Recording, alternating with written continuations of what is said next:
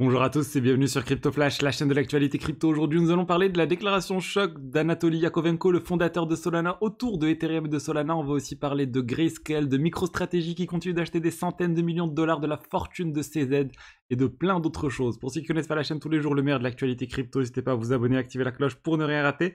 Au niveau du cours des crypto-monnaies, hausse globale aujourd'hui. Bitcoin 43 000 dollars plus 0,8%, Ethereum 2354 plus 4,67%. Et regardez Polygon. Polygon, c'est assez fou ce que nous fait Polygon, plus 18,7% en 24 heures. Donc, je voulais vous parler tout d'abord de MicroStrategy. Regardez, la société continue d'acheter massivement du Bitcoin. Ils viennent d'annoncer qu'ils ont acheté 615 millions de dollars de plus de Bitcoin, soit 14 620 Bitcoin. Ça fait qu'ils ont près de 6 milliards de dollars de Bitcoin. C'est juste énorme. C'est clairement la société qui a le plus de Bitcoin au monde qui est cotée en bourse. Et en fait, on a l'impression qu'ils souhaitent acheter le plus possible de Bitcoin avant l'introduction de l'ETF Spot Bitcoin. Parce que pour moi, ça va être en fait un concurrent à eux sur la manière d'être exposé au Bitcoin. Là, si vous voulez être exposé au Bitcoin, une des manières, c'est d'avoir des actions MicroStrategy. Elles sont extrêmement corrélées au cours du Bitcoin. Ça représente l'écrasante majorité de leur capitalisation boursière. Et ben là, avec l'ETF Bitcoin, bah, ça sera plus simple, on va dire, pour les sociétés d'acheter un ETF Spot Bitcoin que d'acheter du MicroStrategy. C'est beaucoup plus corrélé au prix du Bitcoin. Donc voilà, c'est énorme qu'ils ont encore de l'argent pour acheter tout ça. Je pense qu'ils s'endettent ou qu'ils émettent de nouvelles actions pour pouvoir acheter ce type de choses. Et jusqu'à maintenant, ça leur a plutôt bien réussi. Alors, on va parler de Grayscale maintenant, le fonds justement qui veut se convertir en ETF Spot Bitcoin. Ils viennent de renouveler, de faire une nouvelle demande avec des ajustements techniques, on va dire, pour pouvoir avoir le droit de lancer leur ETF Spot Bitcoin auprès de la SEC. Et le même jour où ils ont fait cette demande, Barry Silbert, qui est à la tête de DCG, la maison mère qui a fondé DCG, qui était à la maison mère derrière Grayscale, Genesis, etc., vient d'annoncer qu'il quittait son rôle chez Grayscale. Donc ça a dû être un accord, on va dire, entre la SEC et Grayscale en disant il faut que Barry parte pour qu'on vous donne le droit de lancer l'ETF Spot Bitcoin. Alors il faut savoir que la SEC avait déjà attaqué Genesis, une autre société filiale de DCG, et aussi en fait, bref, il y a pas mal d'affaires en fait autour de Barry, donc je pense qu'ils ont voulu l'écarter pour pouvoir lancer l'ETF Spot Bitcoin. Et autre affaire que j'ai trouvé assez drôle en fait, c'est l'affaire Mt. Gox. Ce fonds qui a été, enfin cet exchange qui a été piraté il y a près de 10 ans maintenant, il a commencé à rendre l'argent aux personnes. Je vous l'ai annoncé dans la vidéo d'hier. Ils ont commencé à faire des virements PayPal à certaines personnes qui avaient de l'argent bloqué sur Mt. Gox depuis très longtemps. Ils se sont trompés et ils ont envoyé 2 fois le remboursement à plusieurs personnes. Et là, ils sont en train de leur demander de retourner l'argent. C'est assez drôle en fait. Pendant 10 ans, il n'y a pas d'argent qui vient et au bout de 10 ans, ils se trompent et ils envoient 2 fois les choses. On va voir maintenant si les personnes qui ont attendu cet argent pendant 10 ans vont le rendre rapidement ou si eux aussi vont attendre 10 ans ou plus. Alors, on va parler maintenant d'Anatoly Yakovenko, le fondateur de Solana, qui a fait des déclarations hier assez choquantes en fait. Il a répondu à un tweet en fait. Il y a quelqu'un qui a tweeté, Steven Goldfeder, cofondateur d'Optimism, donc la solution L2 d'Ethereum. Et il y a plein de solutions L2 qui existent actuellement sur Ethereum qui permettent d'avoir des frais de transaction sur Ethereum tout en profitant de la sécurité du réseau Ethereum en envoyant, on va dire, un agrégat des transactions qui sont réalisées sur le L2 sur Ethereum. Il a dit en fait Arbitrum c'est Ethereum, Aztec c'est Ethereum, Base c'est Ethereum, pour dire en fait que toutes ces solutions de niveau 2 sont en fait une partie intégrante de Ethereum. Et là, Anatoly, qu'est-ce qu'il répond? Il dit Solana et Ethereum. Solana aussi fait partie d'Ethereum, parce qu'il dit en fait Solana c'est une solution L2 Ethereum via Wormhole Eigenlayer. Et là ça commence à être un peu bizarre, on comprend pas trop ce qu'il est en train de dire, je vais vous décrypter un peu ce qu'il dit. Il dit en fait une fois que la prochaine mise à jour d'Ethereum va arriver, le Dunk Sharding, donc ça arrive en février normalement, n'importe qui pourra envoyer en fait l'agrégat de transactions de Solana sur Ethereum au final. Il est en train de dire du coup on peut considérer que Solana est un L2 sur Ethereum. Et là, c'est assez bizarre. Et là, c'est assez bizarre parce que Solana, c'est clairement une solution de niveau 1. Il n'y a pas de doute à ce niveau-là. C'est une blockchain à part entière, pas de lien direct entre Solana et Ethereum. Mais lui, en fait, il est en train de dire on peut considérer, si au final on envoie toutes les transactions sur Ethereum, que c'est une solution de niveau 2 sur l'Ether.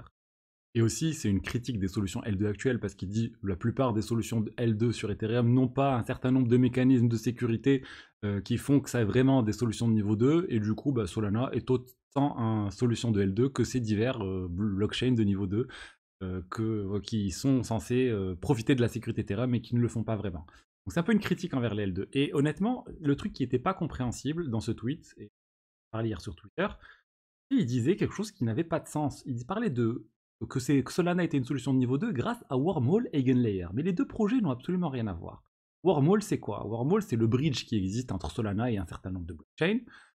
Ça, on connaît. Eigenlayer, c'est une solution de restaking qui permet aux validateurs Ethereum de sécuriser d'autres blockchains, de lien entre Wormhole et Eigenlayer, et encore moins entre Solana et Ethereum. Bref, ça ne fait pas de sens. Ces mots techniques mis bout à bout ne font pas beaucoup de sens. Et honnêtement, je n'ai pas compris. J'ai cherché, j'ai pas trouvé de lien entre Wormhole, Eigenlayer, Solana, etc. Mais là, en fait, il vient de tweeter il y a vraiment quelques minutes en disant que c'était un peu une blague, en fait. Il disait que Solana est un L2 sur Ethereum via Wormhole, Eigenlayer. C'est en fait une référence au fait qu'il y a plein d'opérateurs qui font du staking sur Ethereum via Lido, des opérateurs, c'est-à-dire des sociétés qui stake des Ethers pour tout le monde, bref. Il y a beaucoup d'opérateurs. Lido s'est constitué de plein de sociétés qui stake pour Lido. Et en fait, il dit tous ces validateurs Ethereum sur Lido, en fait, il y en a beaucoup qui sont aussi des opérateurs sur Wormhole, c'est-à-dire des gens qui participent au fonctionnement de Wormhole, et il y en a beaucoup aussi qui, d'une certaine manière, en fait, vont participer au restaking via Eigenlayer. Et d'une certaine manière, en fait, ça veut dire que tout ça est un peu lié, et du coup que toutes ces entités qui sont liées un peu entre elles parce qu'elles vont faire plein de choses et sur plein de réseaux différents, et du coup elles vont avoir un intérêt commun à ne pas faire n'importe quoi, à ne pas bidouiller des choses entre Solana et Ethereum, et on peut considérer du coup qu'au final ça va être une sorte de solution de niveau 2. Bref, c'est un peu tiré par les cheveux. Pour moi, Solana n'est clairement pas une solution de niveau 2 sur Ethereum. Peut-être ça pourrait le devenir, techniquement effectivement c'est possible que ça le devienne, mais pour l'instant on n'en est pas là. D'ailleurs je pense pas que ce soit dans l'intérêt de Solana quand on voit la capitalisation des L2 et la capitalisation des L1, le marché pour l'instant il répond mieux en fait aux blockchains de niveau 1 qu'aux blockchains de niveau 2. Mais bon, voilà, on sent qu'il se prépare, que clairement c'est très possible qu'il change les choses, et il pourrait, comme je le redis, se transformer en L2 plus tard, mais pour l'instant, ce n'est pas le cas. Ensuite, on va parler de CZ, le fondateur d'Ethereum, et de sa fortune. Selon Bloomberg, regardez le classement Bloomberg des milliardaires, et bien CZ, il est quand même très très riche malgré tout ce qui vient de lui arriver dernièrement, avec l'accord avec le ministère de la Justice aux États-Unis. Il a quand même une fortune de 36 milliards de dollars. 36 milliards de dollars, c'est plus 23 milliards par rapport à l'année dernière. Et c'est là, en fait, on voit que l'accord qu'a signé CZ était très important. Oui, il risque la prison. Oui, il va peut-être faire 1 an de prison, 1 an et demi, un peu moins, bref, on ne sait pas encore. Mais ce qu'il a pu négocier, c'est qu'il garde en fait toutes ses actions dans Binance, et c'est ce qui fait qu'il va garder du coup la plus grosse partie de sa fortune. Si Binance continue de bien fonctionner, qu'il réalise plus tard, je ne sais pas, une introduction en bourse ou autre chose, CZ, il pourrait vraiment monter beaucoup plus dans le classement. Il pourrait peut-être, si Binance vaut par exemple 1000 milliards de dollars un jour, il pourrait par exemple être l'homme le plus riche du monde. C'est clairement quelque chose qui est possible. Ça va dépendre de l'avenir des cryptos, de l'avenir de Binance, mais là voilà, au moins aux États-Unis, ça semble être plutôt sécurisé. Donc voilà, on commence à comprendre pourquoi CZ il est en train de partir un peu à la retraite, on va dire. Une retraite un peu forcée. Mais voilà, si tout se passe bien, il devrait quand même bien s'en sortir. Ensuite, on voulait vous parler de Kyber Network, la société, enfin plutôt l'exchange qui a été piraté. 49 millions de dollars étaient piratés. Le hacker, on rappelle qu'il a demandé de récupérer en fait toute la société derrière KyberSwap. KyberSwap a refusé, et là ils viennent de licencier 50% de leurs employés pour pouvoir continuer à fonctionner. Ils ont eu de grosses pertes. Ils ont aussi annoncé un certain nombre de choses. Au niveau du remboursement, ça ne sera pas la totalité. Je pense que les gens recevront, on parle plus de 60%. Mais bon, ça serait quand même déjà bien que les gens reçoivent quelque chose. Je rappelle, tous les gens qui avaient de l'argent bloqué sur KyberSwap, le hacker en a pris beaucoup, plus de 50 millions de dollars malheureusement. Ça montre les risques associés à ce type de projet. Vraiment, KyberSwap, c'est dommage, ils avaient fait pas mal d'audits, c'était reconnu, mais voilà, comme quoi ça peut arriver à tous les projets. Donc soyez vigilants, diversifiez-vous si vous investissez dans la finance décentralisée, si vous investissez sur toute chose, enfin, sur plein de choses. Essayez de ne pas mettre tous vos œufs dans le même panier. Donc voilà ce que j'avais à vous dire aujourd'hui sur les diverses actualités crypto du jour. J'espère que le contenu vous a plu. Si c'est le cas, n'hésitez pas à liker, à commenter, à vous abonner. Et je vous dis à demain pour la suite. Au revoir.